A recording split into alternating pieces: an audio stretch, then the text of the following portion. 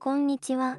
今日はくしゃみに関する面白い雑学をご紹介します。くしゃみをするとき、無意識に目を閉じることがありますよね。実は、目を開けたままくしゃみをすると、眼球が飛び出る可能性があるからなんです。これは都市伝説のように思えますが、くしゃみの時に生じる強い圧力が目に影響を与えるのを防ぐため、私たちの体は自動的に目を閉じるように設計されています。